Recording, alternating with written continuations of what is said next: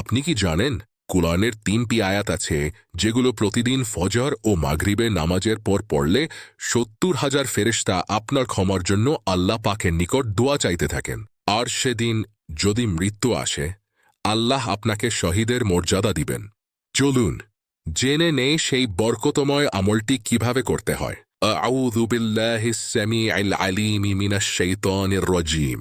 এভাবে 3 বার পড়বে, তারপর একবার এই 3টি আয়াত পড়বে। হুয়াল্লাহুল্লাযী লা ইলাহা ইল্লা হু আলিমুল গায়বি ওয়াশ শাহাদাতি হুয়ার রহমানুর রহিম। হুয়াল্লাহুল্লাযী লা ইলাহা ইল্লা হু আল মালিকুল কুদ্দুসুস সালাম আল মুমিনুল মুহাইমিন আল আজিজুল জব্বার আল মুতাকাব্বির সুবহানাল্লাহি আম্মা ইউশরিকুন। হুয়াল্লাহুল খালিকু আল বারিউ আল মুসাউবিরু লাহুল আসমাউল হুসনা ইউসাব্বিহু লাহু মা ফিস সামাওয়াতি ওয়াল আরদ ওয়া হুয়াল আজিজুল হাকীম।